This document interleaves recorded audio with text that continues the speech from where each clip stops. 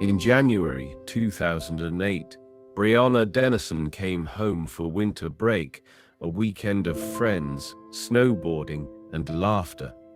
Reno was her safe place, the place she grew up, the place she was loved. But by Sunday morning, Brianna was gone. Her shoes were by the door, her phone on the table, her blanket folded across the kitchen chair. She had vanished without a sound, from a house full of friends. What followed gripped an entire city, a frantic search, a trail of dark secrets, and a predator hiding in plain sight. This is not just the story of a crime, this is the story of what happens when a community refuses to look away, and the hunt for the man no one saw coming. Welcome to Unveiled Crime Mysteries channel, where I unveil mysterious true crimes, some lost to time, others fresh in memory. Justice might not be served, but the shadow is unveiled. We're going back to 2008, Reno, Nevada. For 19-year-old Brianna Denison, Reno wasn't just a city, it was home. Her father had died suddenly when she was 6, a heartbreak that pulled her and her mum, Bridget, into a fierce, unbreakable bond. Bridget put it plainly, we had to team up. She became very protective of me, and for good reason, because I was all she had left. To those who knew her, that connection was something rare.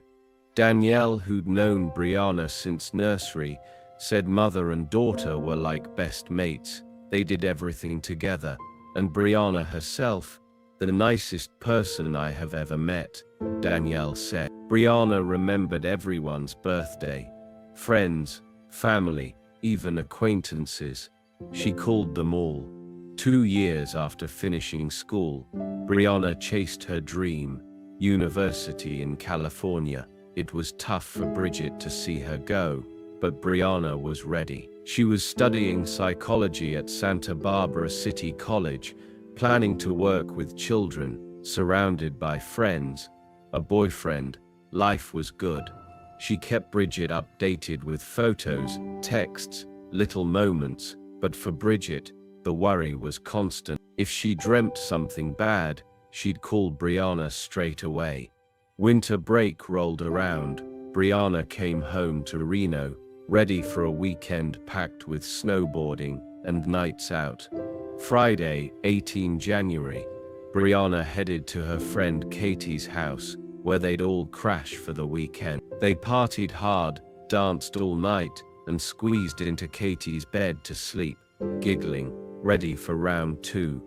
Saturday, Brianna popped home to do laundry and watch 27 Dresses with her mum. She had plans for a concert that night, but wasn't sure. She'd caught a cold, felt rough. Bridget told her, "You can be sick tomorrow, you really like this band."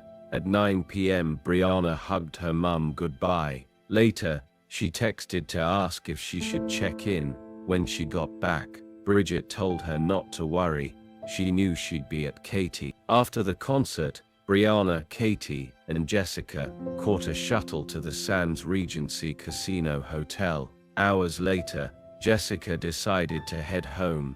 It was freezing, so when she saw a man in an SUV, she asked for a lift. He agreed. Jessica later said, "Could have probably easily walked, but it was freezing, so I just got a ride from the parking lot. Someone was leaving. It was a bad idea." Around 3:30 a.m., Brianna and Katie were back at the house. Brianna didn't fancy cramming into Katie's bed again and chose the sofa, right by the sliding glass door, the one they never locked. The house was known for being open, like a student hotel. At 4 a.m. the girls said goodnight.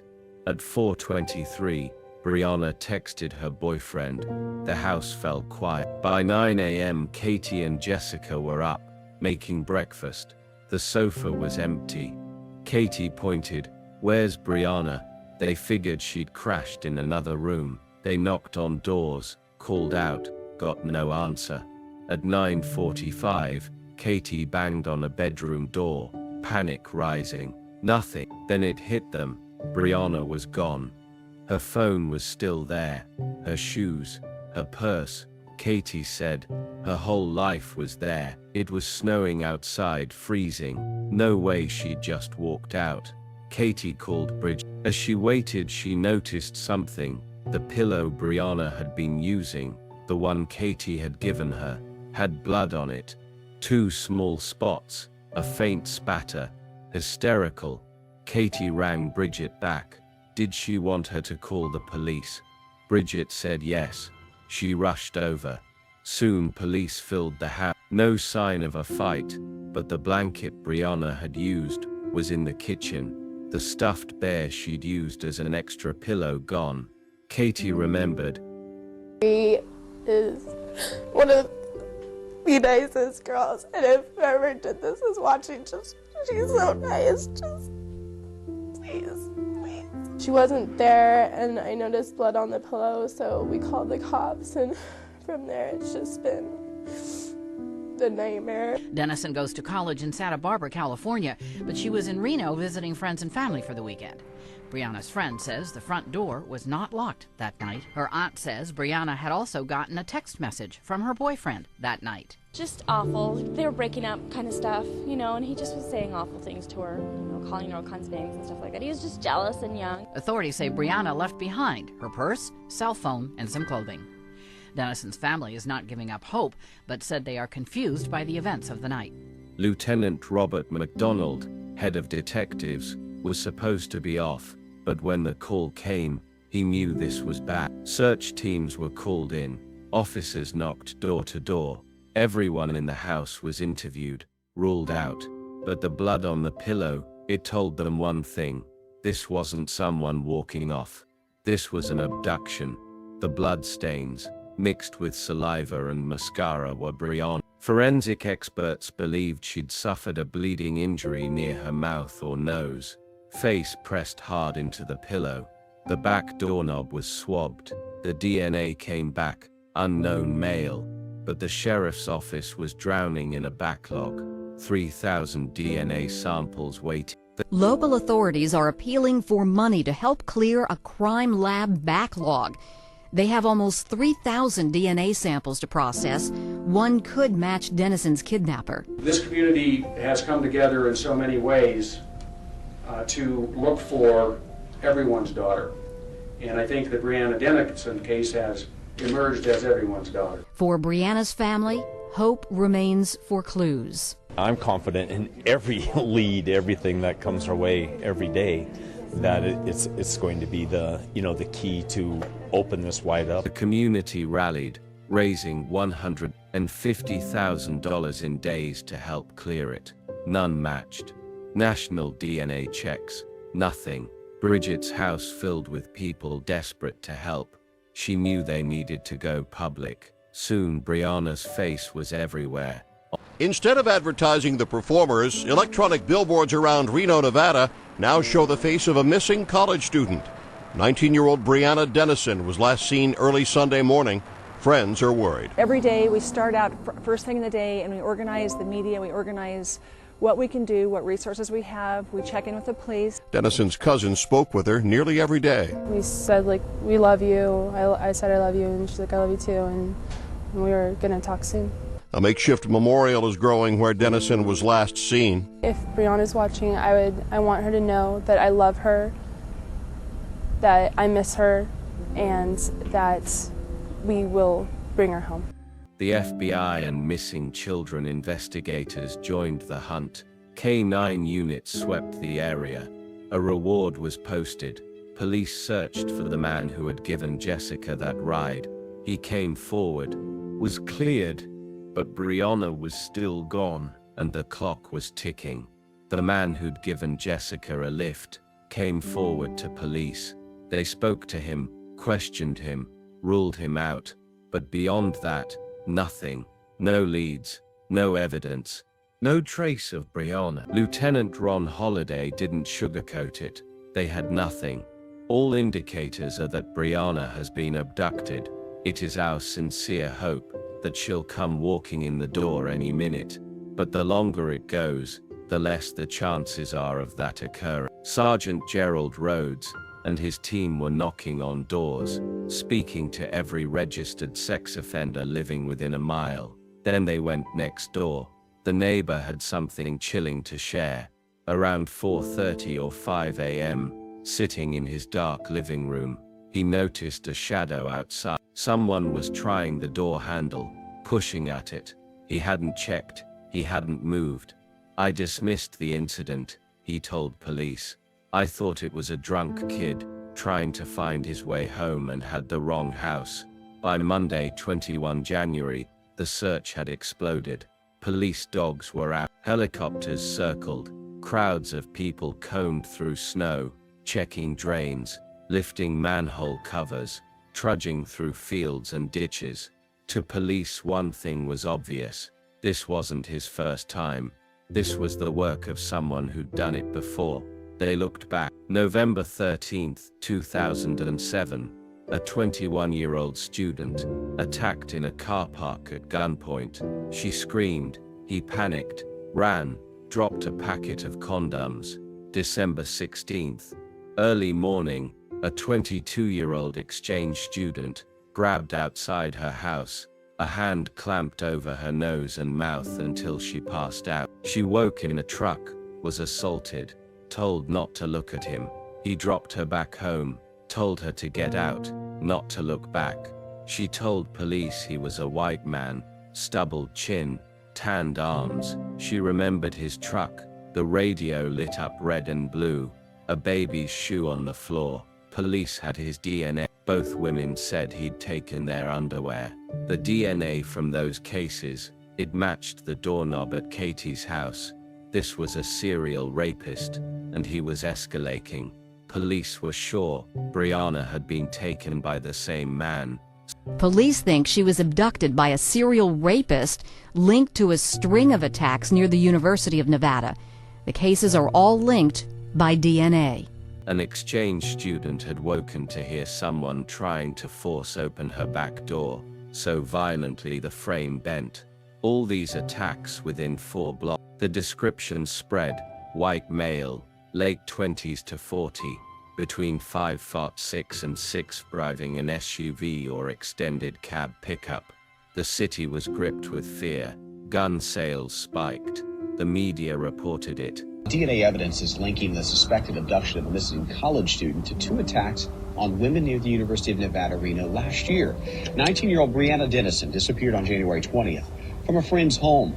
Police say that her case is linked to a sexual assault in December and an attack in November. Now, police have released this sketch of the suspect and a separate attack near the university back in October. Investigators believe that this person could be tied to the other 3 cases. They warned the public. This was someone who moved quietly, unnoticed, but got bolder, more violent each time. They feared there were more victims. They begged anyone with information to come forward. The search dragged on. Volunteers were exhausted, but wouldn't give up. One said, "Each day we go back to the command center with a heavy heart, but willing to go out the next morning and be positive for however long." Students murmured he was bound to strike again. It was the biggest manhunt Reno had ever seen. Over 300 volunteers scoured the Truckee River alongside Nevada's First Lady, Dawn Gibbons.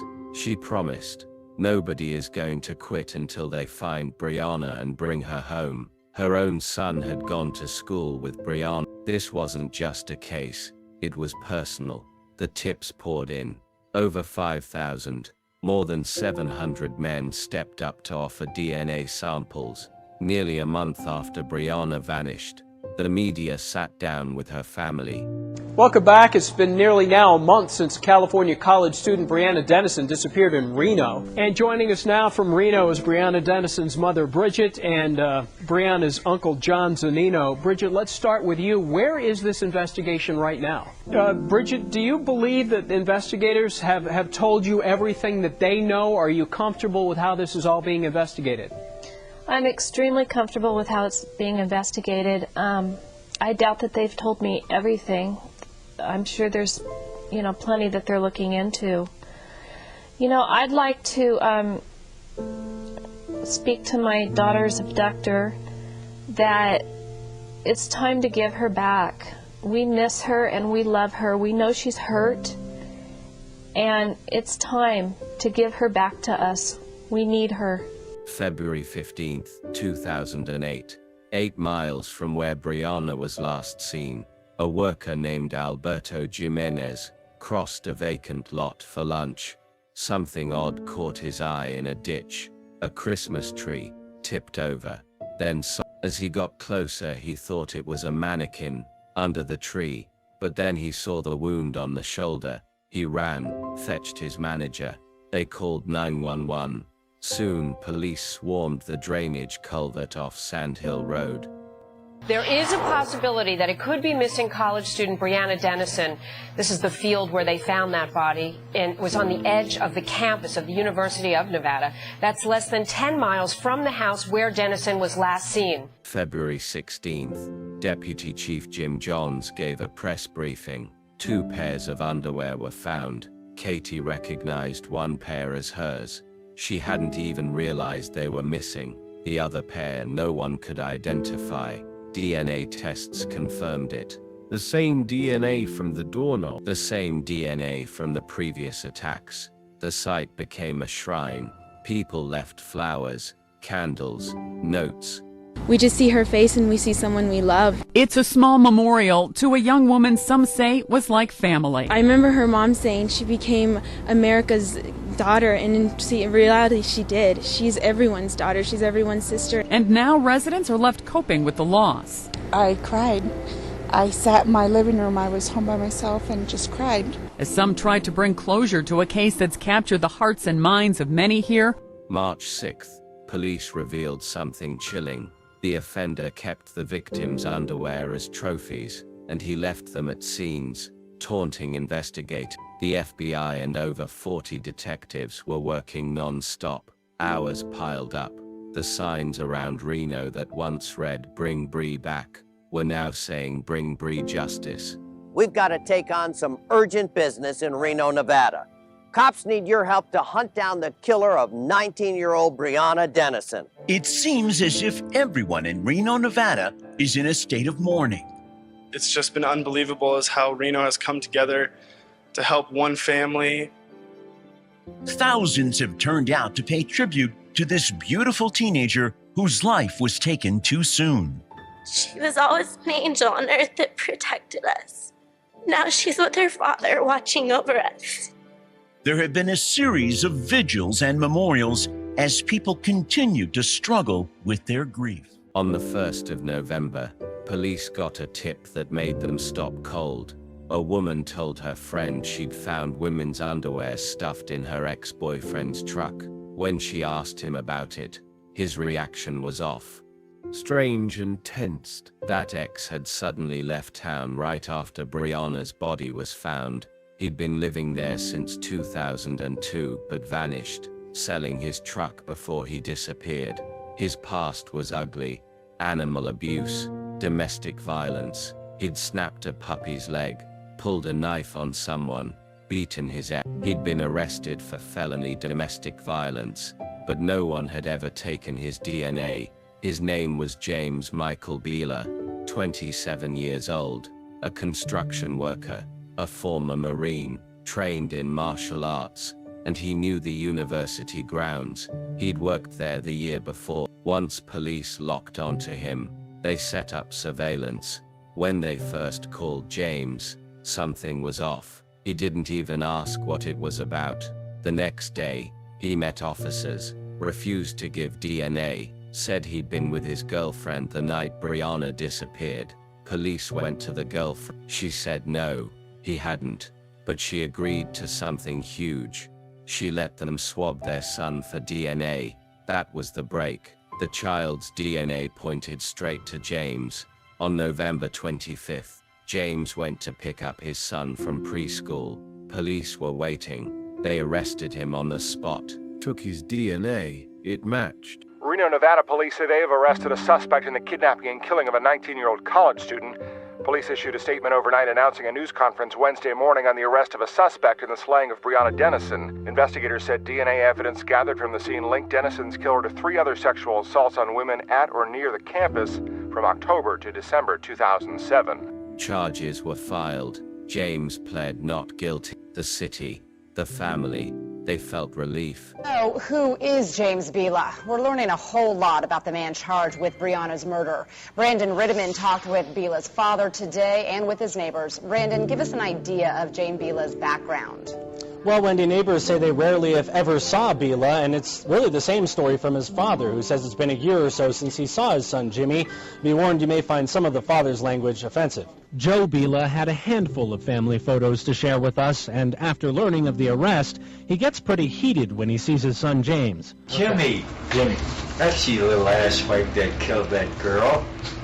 Too bad, but he did. Joe suffers from mental and physical disabilities. Hurt describes how Joe Bila felt when he saw his son Jimmy's picture on TV, arrested for murdering Brianna Denison.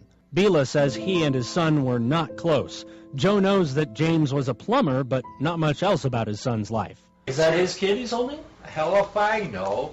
Father and son are both ex-Marines. Joe has his honorable discharge on the wall, but says his son, seen here in uniform, was kicked out. Yeah, for doing drugs. I do drugs too. You name it, I done it. But I don't get caught. And one neighbor did notice Bila was away for a few months. That was during the time police say he was up in Washington State. The neighbor didn't think anything of it, thought Bila may have possibly been away for military duty. Covering the big story live in the newsroom, Brandon Ritteman, Channel 2 News. As the trial loomed, more than a dozen witnesses came forward.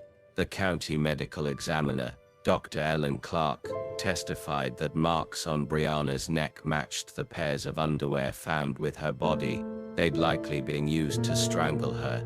2 surviving women testified. One remembered being attacked in a parking garage right next to the campus police station. She pointed to James as her attacker. The other couldn't describe his face, but she knew his truck. Forensic teams confirmed it. Gray fibers from inside his truck matched the ones on her clothes. James was denied bail. Prosecutors hadn't yet decided if they'd go for the death penalty. At first, James said he wanted to testify. Then he changed his mind. His defense claimed the attacks weren't connected, that the prosecution was lumping them together unfairly. But first, let's go out to the courthouse for the latest from the trial. Brandon, what did we learn about the 2 rapes Bila is accused of being part of? Well, first and foremost, we got some information on how police linked Mr. Bila to the December 2007 rape. We can show you some pictures here from court earlier. Bila, watching as the chief investigator, testified about flying to Taiwan to interview the 22-year-old victim of that December rape, who testified yesterday. She felt a moral obligation to cooperate in the hopes that this person could be caught and not hurt anyone else. Detective Jenkins is talking about the rape victim who was the first person to testify in this case. Because she's the victim of an alleged rape, we've concealed her identity. There is another rape prosecutors charged Bila with committing. We have not yet heard from that victim, though the detective did describe her as much more reluctant to come forward. Dr. Clark, when shown photos of Brianna's body, couldn't say how long she'd been dead or how long she'd been left out there. Prosecutors called Bila's former supervisor, John Latham. Latham said on February 15, 2008, after Brianna Denison's body was found that same morning, Bila quit his job, took his last paycheck, and moved to Washington State. Also that same day, Latham talked with Bila about the discovery of the body. I asked him how he felt about her being found, and his comment is that she... And I know there was some colorful language. Say exactly what he said. The bitch probably had it coming. Then he says Bila cracked a smile. The defense asked Latham whether he reported it to police. No, I did not. He always had that sense of humor, and a lot of guys have that kind of humor. And we've heard testimony that the defendant kind of fancied himself a bit of a comedian. He was a funny guy. So the bitch probably had it coming might be a very poor attempt at humor from anybody other than the person who strangled the life out of Brianna Denison. You could probably apply that to all three victims in this case. He probably figures that all three of them had it coming. The trial ran for 3 weeks. After 6 hours, the jury, And again, a jury of 7 women and 5 men. They've selected a foreman to hand down the verdict. It took them more than 6 hours. Apparently they are walking in right now.